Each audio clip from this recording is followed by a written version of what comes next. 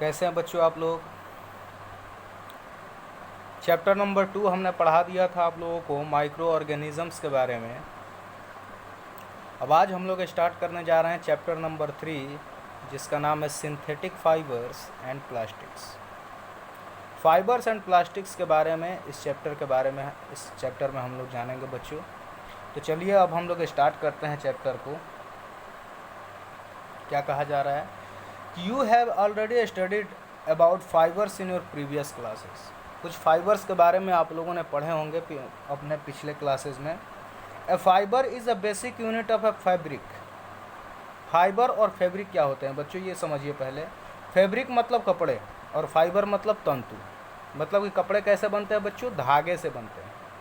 तो किसी भी कपड़े को बनाने के लिए, किसी भी फैब्रिक को बनाने के लिए हमें सबसे पहले किस चीज़ की आवश्यकता है, हमें फाइबर की आवश्यकता है। A fiber is a kind of thread which is strong and flexible enough to make clothes, nets, ropes, shirts, sarees, curtains, etc.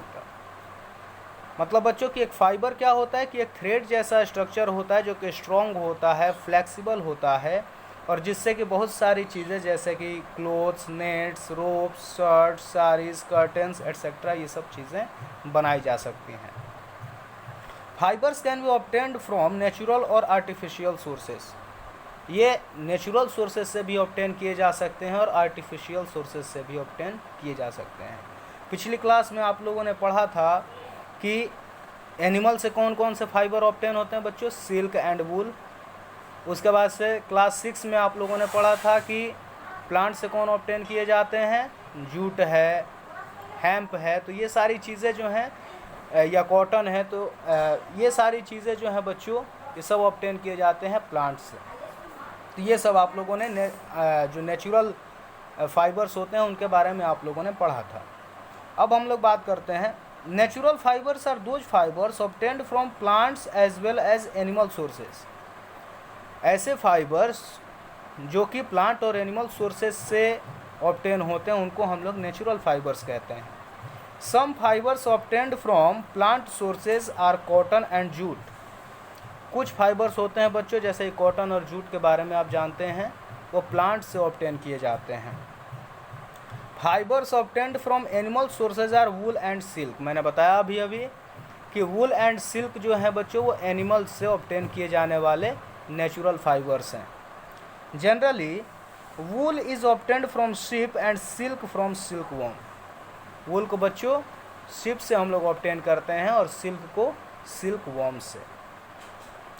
बात करते हैं मैन मेड और synthetic fibres. Synthetic fibres are made by human beings by chemical processes. Synthetic fibres, man made fibres या artificial fibres तीनों एक ही चीज़ें हैं और तीनों को हम लोग बनाते हैं, इंसान बनाते हैं केमिकल प्रोसेसेस के द्वारा। Rayon, nylon, polyester and acrylic are some synthetic fibres. जैसे कि बच्चों सिंथेटिक फाइबर्स के कुछ examples rayon, nylon, polyester and acrylic.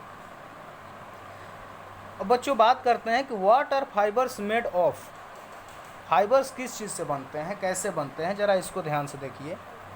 A fibre is a chain of A small chemical units joint together. एक fibre कैसे बनता है बच्चों कि बहुत से केमिकल यूनिट्स एक दूसरे के साथ ज्वाइन होते हैं तब एक फाइबर बनता है। Each A small unit is called a monomer. और जिन स्मॉल केमिकल यूनिट्स की बात की गई बच्चों, उन स्मॉल केमिकल यूनिट्स को हम लोग कहते हैं monomer. The large chain formed of many such monomers is called a polymer, in which poly means many and mer means unit. तो बच्चों उन्हीं स्मॉल यूनिट्स, वही जो स्मॉल यूनिट्स हैं जब एक दूसरे के साथ जुड़ते हैं तो क्या बनाते हैं बच्चों, पॉलीमर बनाते हैं। मतलब मोनोमर जब जुड़ेंगे तो पॉलीमर बनेंगे। पॉलीमर का मतलब होता है बच्चों, poly means many and mer means units. तो when many units are joined together then they form a polymer.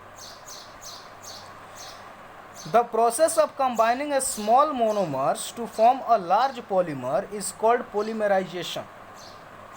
तो बच्चों ये एक प्रोसेस होता है जिसमें कि स्मॉल यूनिट्स, स्मॉल मोनोमर्स एक दूसरे के साथ ज्वाइन होते हैं और एक लार्ज पॉलीमर बनाते हैं। तो इस प्रोसेस को हम लोग कहते हैं बच्चों पॉलीमराइजेशन। मतलब पॉलीमर बनने की जो प्रोसेस है उसको पॉलीमराइजेशन कहते हैं। A synthetic fibre is a polymer of small units of chemical substances. एक सिंथेटिक फाइबर जो होता है वो केमिकल सब्सटेंसेस के स्मॉल यूनिट से बना होता है। For example, polyester is made up of repeating units of ester, a chemical substance. Ester एक केमिकल सब्सटेंस है बच्चों, और पॉलीएस्टर जो बनता है वो एस्टर के बहुत सारे यूनिट्स जब जुड़ते हैं तो बनता है polyester. Natural fibre such as cotton is a polymer of cellulose. जैसे कि कॉटन के बारे में भी बच्चों आप लोग जानते हैं, तो कॉटन भी क्या है, सेलुलोज एक कार्बोहाइड्रेट है, उसे सेलुलोज के बहुत सारे यूनिट्स जब जुड़ते हैं तो बनता है cotton. Cellulose is made up of repeating units of glucose, और सेलुलोज क्या है बच्चों, ग्लूकोज के रिपीटिंग यूनिट से बनता है। मैन्युफैक्चरिंग ऑफ सिंथेटिक फाइबर, कैसे बनाया जाता है सिंथेटिक फाइबर्स को, जरा इस पर भी देखिएगा ध्यान से। The chemical raw materials needed for making synthetic polymers are obtained directly और indirectly from petroleum products such as crude oil and natural gas. बच्चों ये जो सिंथेटिक फाइबर्स हम लोग बनाते हैं, सिंथेटिक पॉलीमर्स हम लोग बनाते हैं, उनको बनाने के लिए जो केमिकल का इस्तेमाल होता है वो चाहे डायरेक्टली या फिर इनडायरेक्टली पेट्रोलियम प्रोडक्ट से या फिर क्रूड ऑयल से या फिर नेचुरल गैस से हमें ऑब्टेन होता है। These raw materials are heated at a very high temperature and pressure.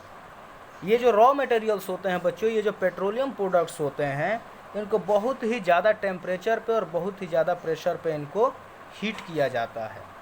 The solids gets melted और they are converted into liquid state.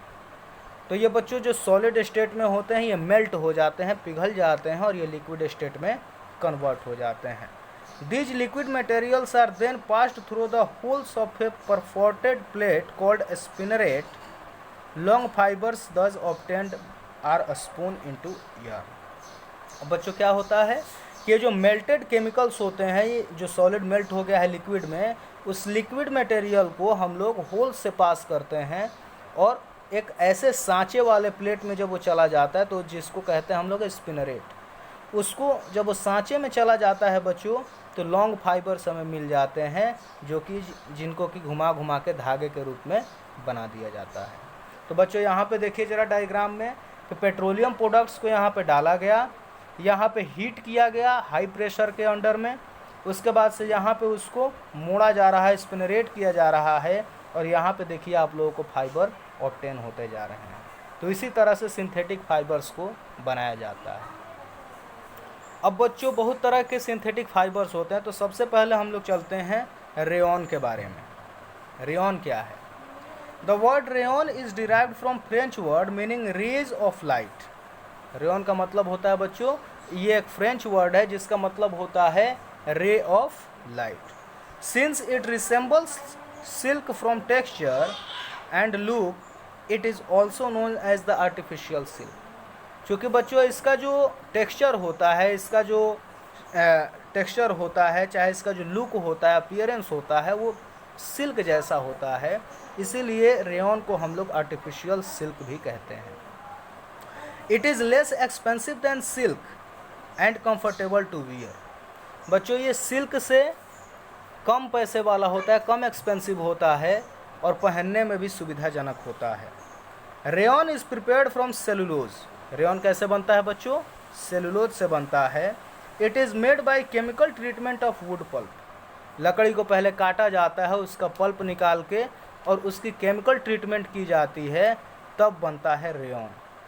As it is made from natural material, it is considered as semi synthetic. चूँकि ये natural raw material से बनता है, पूरी तरह से ये केमिकल नहीं है, पूरी तरह से ये सारे के सारे केमिकल से नहीं यूज़ हुए हैं, बल्कि नेचुरल मटेरियल जैसे कि प्लांट यूज़ हुआ है इसमें, तो इसीलिए पूरी तरह से ये सिंथेटिक भी नहीं है। तो इसीलिए रेयॉन को हम लोग सेमी सिंथेटिक कंसिडर करते हैं। क्लियर हो रही है बच्चों? अब इसकी ज़रा प्रॉपर्टीज़ के बारे में बात कर लेते हैं। तो प्रॉपर्टीज़ क्या है? It has a soft silky touch, shiny appearance and drapes well. मतलब बच्चों कि बहुत ही ज़्यादा सॉफ्ट होता है, सिल्की होता है, शाइनी होता है, बहुत ही अच्छा इसका लुक होता है। इट एब्जॉर्ब स्वेट, ये पसीने को सोखता है। It can be dried easily, बहुत ही अच्छे से ये सूख भी जाता है। डाइड ईजिली मतलब कि ये बहुत ही अच्छे से कलर भी इस पर चढ़ जाता है। तो बच्चों ये सब रेयॉन फैब्रिक के कुछ प्रॉपर्टीज़ हैं। आज के क्लास बस इतना ही रहने देते हैं, इसके आगे की बातें हम लोग कल करेंगे।